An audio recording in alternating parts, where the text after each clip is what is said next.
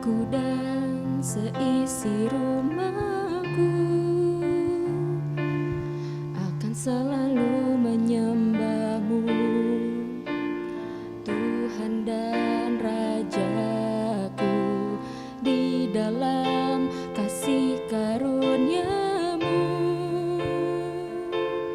yang hidup saling melayani dan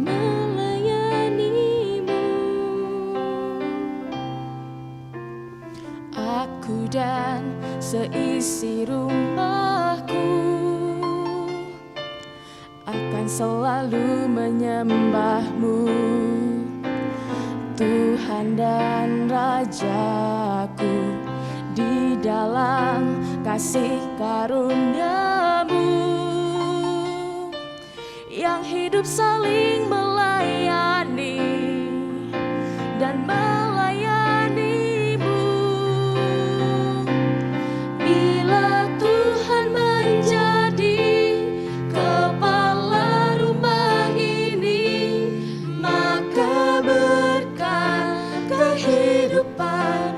curah selalu. Datanglah kerajaan-Mu, jadilah kehendak-Mu. Ku alami setiap waktu, keluargaku adalah sorgaku.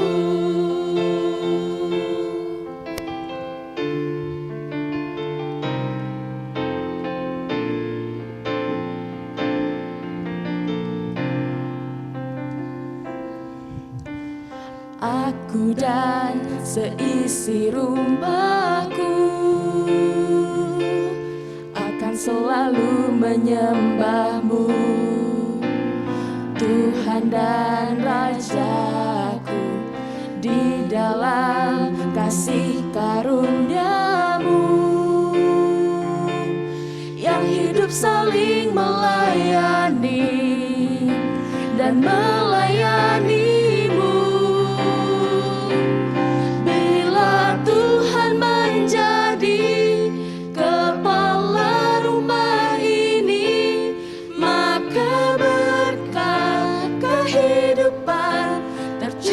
Selalu datanglah kerajaan-Mu, jadilah kehendak-Mu. Ku alami setiap waktu, keluargaku adalah sorgaku.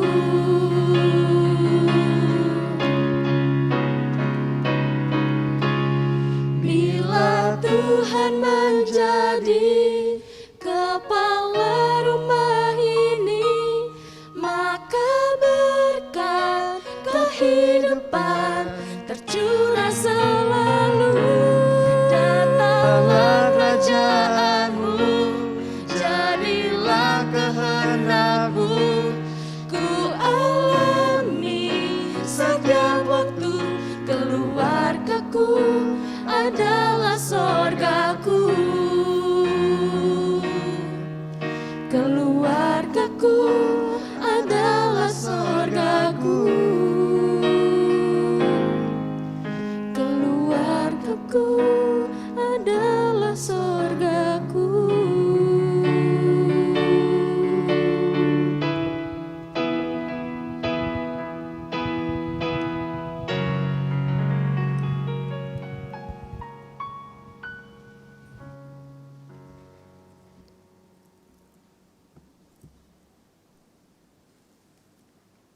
Mari kita sama-sama bersatu hati, kita berdoa. Adalah sebuah kerinduan bagi kami, sebagai orang percaya, kami terhisap dalam keluarga kami.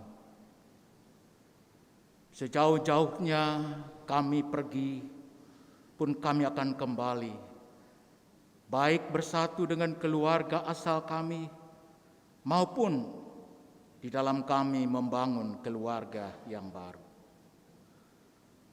Kami rindu sekali keluarga kami menjadi surga, di mana kasih, kebenaran, dan keadilan, damai sejahtera boleh ditaburkan dan dirasakan oleh setiap anggota keluarga. Karena itu di bulan keluarga ini, kami ingin kembali sejenak untuk menghadap Tuhan melalui pemberitaan firman. Kami berdoa kiranya Roh Kudus-Mu boleh menuntun, menolong kami, dan bahkan memampukan kami untuk memberlakukan firman Tuhan di dalam keluarga kami. Bagaimana upaya kami untuk membuat keluarga kami mencintai firman Tuhan sekarang sampai selama-lamanya. Sekali lagi ya Roh Kudus, tolonglah kami anak-anak-Mu dan mampukanlah kami untuk melakukan kebenaran firman Tuhan. Di dalam nama Tuhan Yesus Kristus, firman yang hidup, kami berdoa. Amin. Bapak, Ibu, Saudara yang kekasih di dalam Tuhan Yesus Kristus, di bawah tema keluarga yang mencintai firman Tuhan, kita akan merenungkan bagian-bagian firman Tuhan dari Mazmur pasal 1 ayat 1 sampai dengan ayat yang ke-6. Dengarkanlah firman Tuhan. Jalan orang benar dan jalan orang fasik. Berbahagialah orang yang tidak berjalan menurut nasihat orang fasik, yang tidak berdiri di jalan orang berdosa, dan yang tidak duduk dalam kumpulan pencemooh. Tetapi yang kesukaannya ialah Taurat Tuhan, dan yang merenungkan Taurat itu siang dan malam. Ia seperti pohon yang ditanam di tepi aliran air, yang menghasilkan buahnya pada musimnya, dan yang tidak layu daunnya. Apa saja yang diperbuatnya berhasil. Bukan demikian orang fasik. Mereka seperti sekam yang ditiupkan angin. Sebab itu orang fasik tidak akan tahan dalam penghakiman. Begitu pula orang berdosa dalam perkumpulan orang benar. Sebab Tuhan mengenal jalan orang benar, tetapi jalan orang fasik menuju kebinasaan. Berbahagialah setiap orang yang mendengarkan firman Allah dan yang memeliharanya. Firman Tuhan kita bagi kami terang dan terang bagi jalan. Haleluya. Haleluya. Haleluya.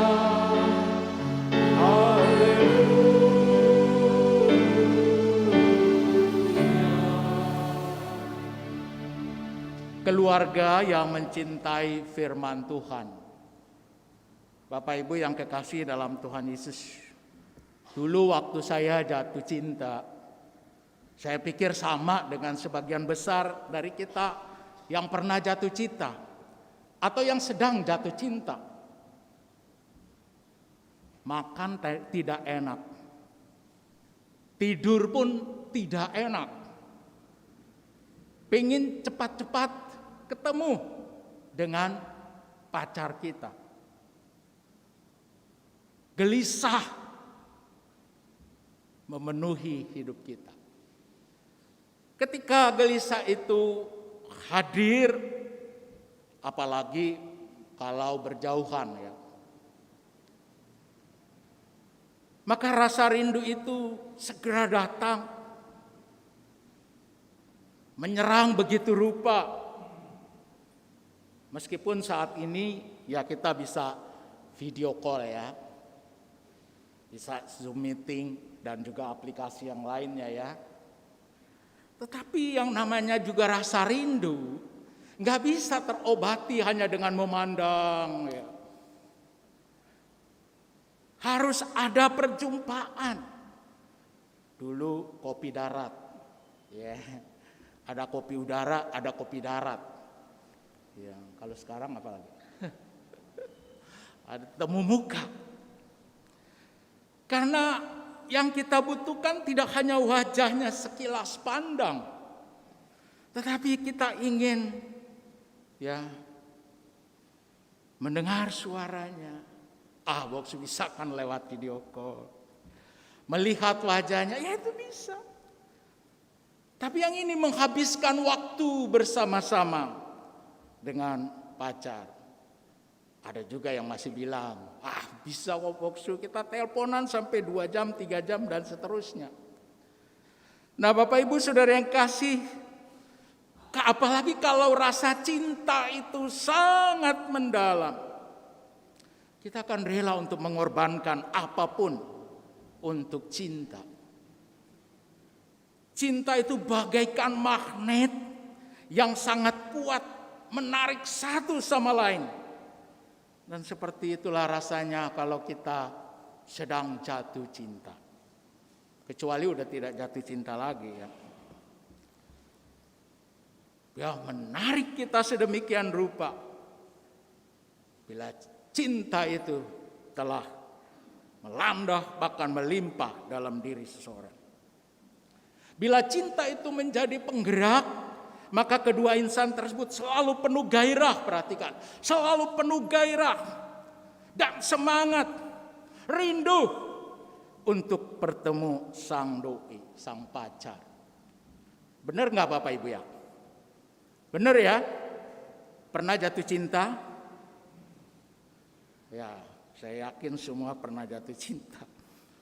Nah Bapak Ibu yang kekasih, saya pikir magnet cinta itu tidak hanya terjadi pada orang-orang yang sedang pacaran, tapi juga dalam relasi suami istri. Bukan hanya waktu pacaran terus saling mencintai, lalu kemudian setelah menikah, lalu cintanya hambar. Juga dalam relasi kita dengan Tuhan. Kita juga membangun relasi cinta dengan Tuhan. Sedemikian rupa. Nah Bapak Ibu yang kekasih dalam Tuhan Yesus Kristus, pertanyaannya, apakah kita mencintai firman Tuhan?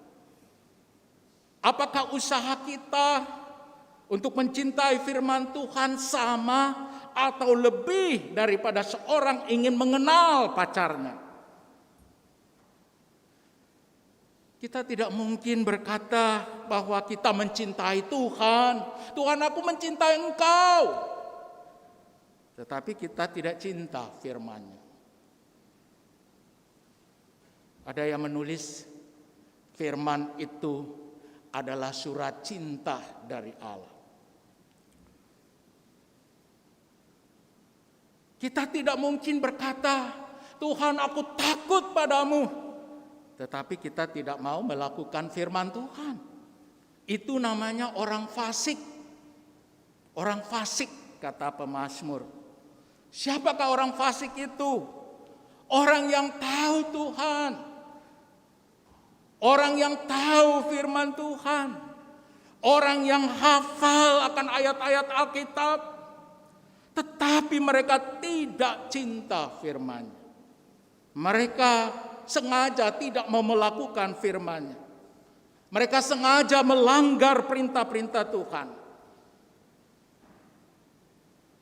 Tidak hanya orang fasik yang tahu Tuhan, tahu firman, tapi lihat ini. Kalau sudah begini mereka masuk kepada tingkat yang lebih dalam. Mereka jadi orang berdosa, kata pemazmur. Hidup di dalam dosa. Mereka dikuasai oleh iblis. Bahkan tidak hanya hidup dalam dosa. Lihat, tadi orang fasik, sekarang orang berdosa. Lalu tingkatan berikut menjadi pencemooh, pengejek, melawan. Siapa yang dicemooh? Siapa yang dilawan? Tidak lain adalah Tuhan. Mencemooh, mengejek, dan melawan Tuhan. Begitu mudah kita bisa mendapatkan orang-orang yang melakukan ini. Bahkan yang berjubah agama pun. Segala sesuatu dilihat berdasarkan ukuran mereka sendiri. Termasuk kebahagiaan. Mereka menganggap kebahagiaan itu ditentukan dari berapa banyak yang dimiliki. Harta kekayaan, jabatan tinggi, popularitas, nama besar.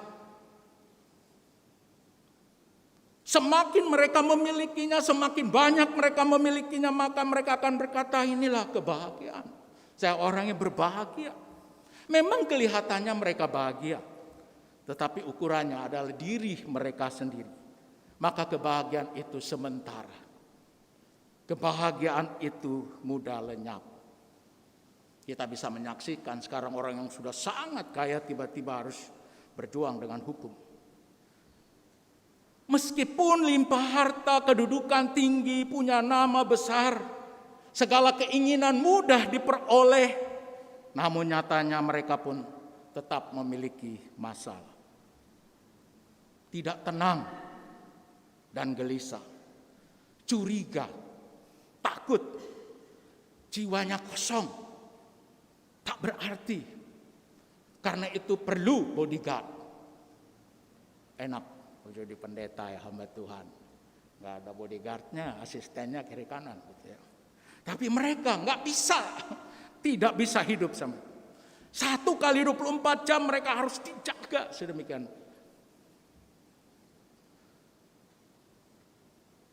Itulah fakta yang seringkali kita temui. Bahkan akhir-akhir ini tidak hanya di Indonesia tapi juga di luar negeri, Jepang, di Jepang, Korea, banyak pesohor yang bunuh diri.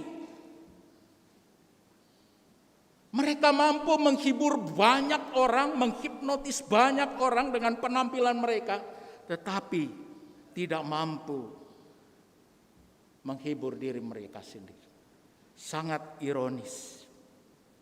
Karena itu Tuhan meminta, ketika Tuhan meminta pertanggungan jawab atas hidup yang diberikannya kepada orang-orang fasik ini, mereka gatot alias gagal total. Hingga mereka tidak tahan berdiri di hadapan Tuhan dan orang benar. Dikatakan seperti sekam, mereka akan ditiup angin dan binasa. Di mata Tuhan dan orang benar, mereka tidak hanya gatot di hari penghakiman, tapi selama di dunia ini pun mereka tidak akan dapat lolos. Sebaliknya orang benar yang memiliki identitas sebagai orang yang mencintai Tuhan sekaligus mencintai firman-Nya, ia tahu dengan siapa harus bergaul. Tentu dengan orang-orang yang membangun imannya. Karena itu ia menolak nasihat orang fasik. Tidak berdiri jalan orang berdosa dan tidak duduk dalam kumpulan pencemooh. Orang benar adalah orang yang menghormati Tuhan, juga mempelajari firman Tuhan, suka merenungkan firman Tuhan dalam kehidupan sehari-hari. Orang benar akrab dengan firman Allah karena menyukainya, bukan sebagai beban, bukan karena terpaksa, tapi karena menyukai. Beda kan? Orang yang menyukai dengan orang yang dipaksa dan terpaksa pasti beda. Bedanya langit dan bumi. Merenungkan firman Allah bukan untuk sekedar tahu dan mengerti firman, melainkan dengan niat untuk menerapkannya dalam kehidupan sehari-hari. Memikirkannya dengan sungguh-sungguh sampai meresap di dalam batin kita. Sehingga kita mencium ada lawatan ilahi yang sekaligus mengalami kuasanya yang tak terbendung dalam hati kita, yang mengubahkan kehidupan kita. Semakin dekat kita dengan firman Tuhan, banyak tahu kebenaran, maka itu akan mengubah hidup kita. Ibrani 4 ayat 12 berkata seperti ini. Sebab firman Allah hidup dan kuat dan lebih tajam daripada pedang bermata dua manapun. Ia menusuk amat dalam sampai memisahkan jiwa dan roh, sendi-sendi dan sumsum. Ia sanggup membedakan yang namanya pertimbangan dan pikiran hati kita. Ada 3 hal yang disampaikan lewat ayat ini. Yang pertama, firman Tuhan itu mendatangkan kehidupan. Manusia hidup bukan hanya dari roti, tapi dari firman Tuhan. Tapi hidup yang bagaimana? Kehidupan yang bagaimana? Bukan bios, hidup fisik, jasmani, tetapi zo, hidup yang terkoneksi kuat dengan Tuhan. Hidup kekal. Itulah yang Tuhan berikan. Dulu kita sudah mati karena hidup di dalam dosa. Tetapi melalui firman Tuhan, kita dihidupkan. Karena firman Tuhan itu adalah Tuhan Yesus sendiri. Yohanes pasal 1. Dan yang percaya kepadanya memperoleh hidup dan kepenuhan Allah. Yohanes 3 ayat 16. Nah, Bapak Ibu yang kekasih, bila ada aspek dalam kehidupan kita, mungkin keluarga kita, pernikahan kita, keuangan, karir, kesehatan, pendidikan anak dan sebagainya, yang mungkin sedang mati atau menuju kematian, biarlah kita datang pada firman Tuhan. Percayalah bahwa firman Tuhan dapat menghidupkan. Yang kedua, firman itu kuat dan berkuasa. Dalam hidup ini kita membutuhkan kekuatan. Kita membutuhkan kuasa yang melampaui apa yang kita miliki. Karena kita manusia itu terbatas. Contoh, dalam relasi suami istri. Siapa yang bisa menjamin bahwa suami istri itu adalah orang-orang yang setia sampai maut memisahkan? Ada? Rasanya pernikahan yang begitu mewah dan sebagainya tidak menjamin bahwa pernikahan itu akan langgeng sampai Tuhan memanggil. Butuh kuasa untuk setia. Butuh kuasa untuk terus mencintai pasangan kita. Dan kuasa itu selalu diingatkan ketika kita mengucapkan janji pernikahan. Bahwa kita mengambil dia menjadi istri, menjadi suami dalam segala keadaan. Bukan hanya keadaan yang baik-baik saja, tapi juga keadaan yang buruk. Kita tetap memperlakukan dia sebagai suami, sebagai istri. Dan itu hanya mungkin kalau firman Tuhan selalu mengingatkan pada kita. Firman Tuhan itu tajam. Allah berbicara melalui firman Tuhan. Amin. Semua bisa mengaminkan Bapak Ibu. Allah bicara melalui firman Tuhan. Amin. Amin. Firman-Nya menusuk amat dalam. Memisahkan jiwa dan roh. Apa maksudnya? Bisa jadi jiwa itu adalah manusia lama kita. Emang dari sononya dia udah begitu. Sebagai suami istri, orang tua, anak, dulunya dia pemarah, egois, sombong, tidak jujur, iri hati, tidak mau berkorban, tidak mau melayani. Tetapi ketika lahir baru, manusia lama itu sudah mati dan diberi hidup baru. Firman Tuhan yang kita terima membuat kita bisa membedakan mana itu manusia lama yang ditinggalkan dan mana manusia baru yang harus dipelihara. Kita tidak betah hidup sebagai manusia lama. Hidup dengan dosa.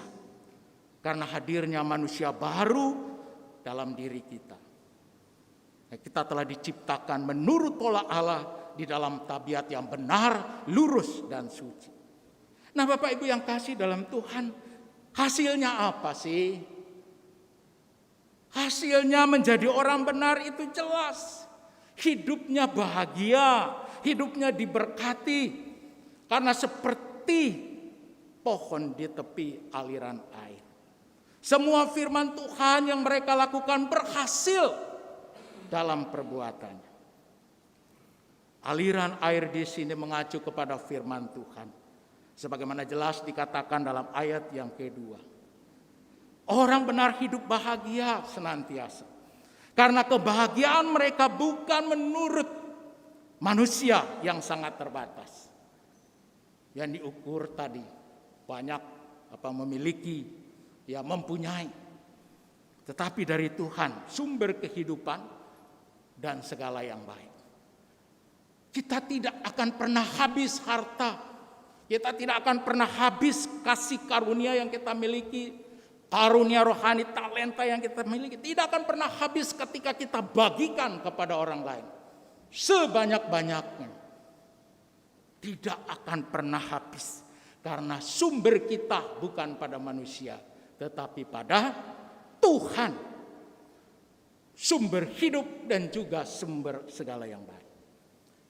Dengan kata lain, orang benar menjalani hidupnya dengan bermakna ketika ia terus mengisi hidupnya dengan firman-Nya dan senang melakukan setiap hari. Setiap hari selalu ingin. Ketika baca Alkitab pagi-pagi, wow, saya harus beri senyum nih supaya banyak orang bisa menerima kehadiran saya. Bukan menerima kehadiran saya karena otomatis, wah saya harus berbagi dengan orang yang saya ketemu di jalan, ya.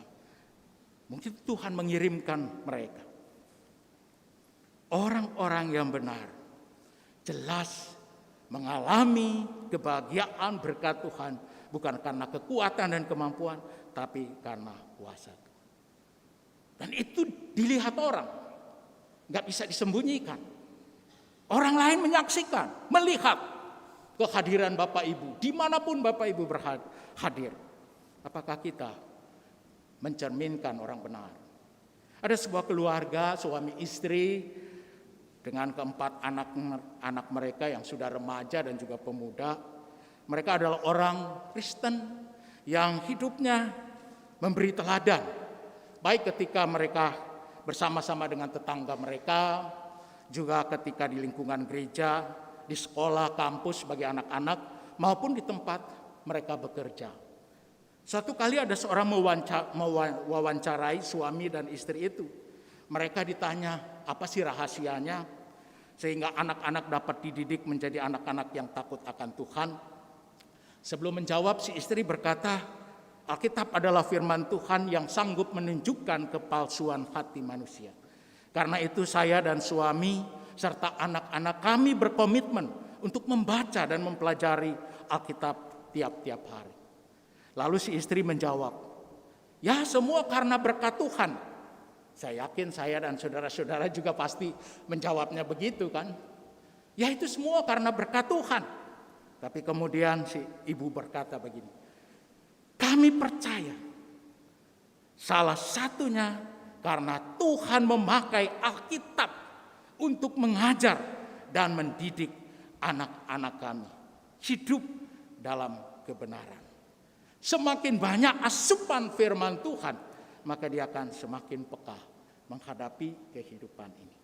Nah, Bapak Ibu yang kekasih dalam Tuhan Yesus Kristus, hidup kita ini bagaikan spons, ya.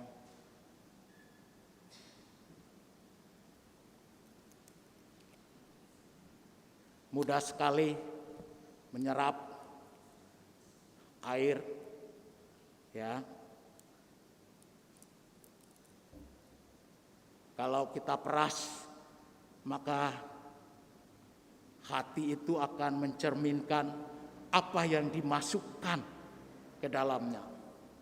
Contoh hati tanpa Kristus, hati tanpa firman-Nya, maka semua informasi, notifikasi yang kita terima dan juga kita sebarkan melalui telepon genggam kita dari medsos, ya, WhatsApp, Instagram, Facebook, Twitter, kita akan terima dengan mentah-mentah. Semua informasi tersebut kita ambil. Kita tidak memilahnya dengan bijaksana. Nah, masalahnya apa sih, Boksu? Dari semakin banyak informasi yang kita terima, tidak semua positif dan membangun. Ada berita-berita yang membuat kita khawatir, gelisah, stres, depresi. Sehingga kita tidak lagi bisa menikmati hidup dengan tenang dan damai. Semua informasi itu belum tentu benar. Banyak kabar bohongnya. Tapi sudah terlanjur mempengaruhi kita.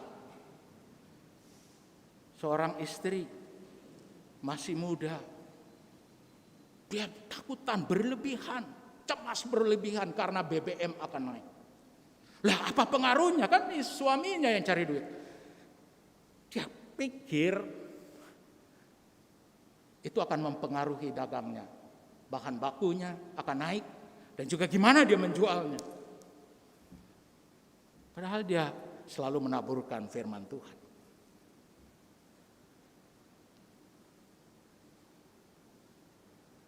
Ada 365 kata jangan takut.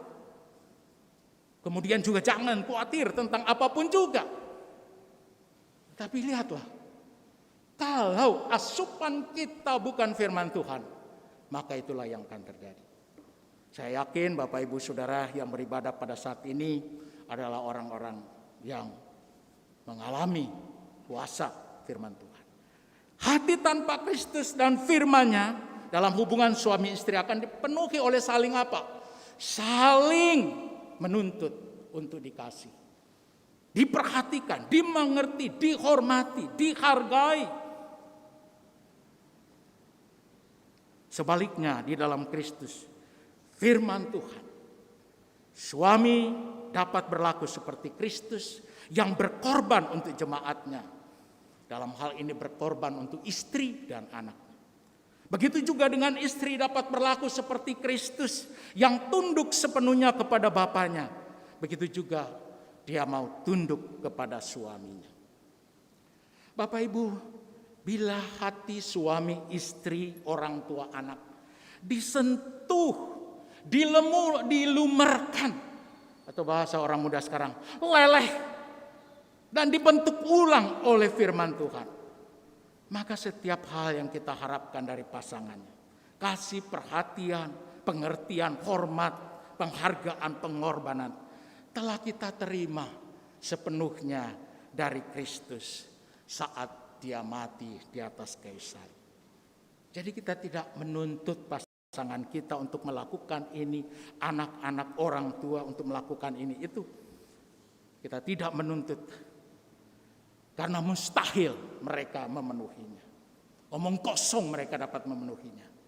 Hanya kalau kita terkoneksi dengan Tuhan, dengan firman-Nya, maka kita dapat mengalami yang namanya kepuasan, sukacita ilahi dalam kehidupan. Intinya bukan saling menuntut, saling memaksa, tetapi merendahkan diri dalam Kristus. Itu adalah rahasia kebahagiaan yang Allah bukakan melalui kebenaran firman Tuhan. Bapak Ibu Saudara yang kekasih, di bulan keluarga ini, marilah kita baik pribadi maupun sebagai anggota keluarga mau berkomitmen dan mau menjadikan keluarga kita hidup takut akan Tuhan, mencintai firman Tuhan, dan hidup melakukan kebenaran firman Tuhan dalam kehidupan kita sehari-hari.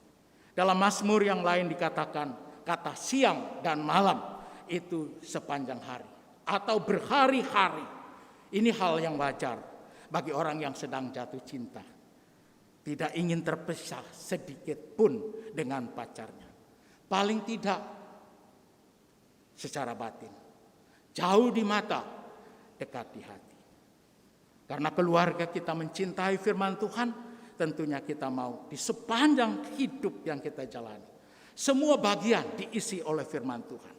Kalau ada suara-suara lain yang syarat dengan nilai-nilai yang bertentangan dengan firman Tuhan, yang coba mempengaruhi dan menguasai kita, maka segera kita tolak. Kita begitu peka dengan hal itu.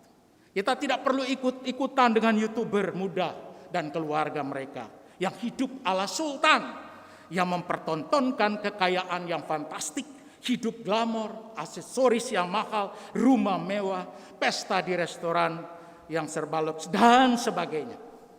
Jauh dari hidup sederhana dan rendah hati yang diajarkan Tuhan Yesus. Tentu kita tidak perlu ikut-ikutan. Kepekaan terhadap suara lain dapat terjadi kalau kita akrab dengan firman Tuhan dan tinggal di dalam Yesus.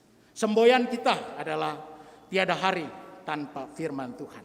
Selalu ada waktu untuk menikmati surat cinta Tuhan. Tapi ngomong-ngomong Bapak Ibu Saudara, kalau kita tanya kepada Tuhan Yesus apa sih? Bagaimana sih menjadi orang bahagia? Maka dia akan menjawab seperti ini. Lebih berbahagia lagi orang yang mendengarkan perkataan Allah dan menjalankannya. Jadilah orang yang berbahagia, cinta firman Tuhan. Amin.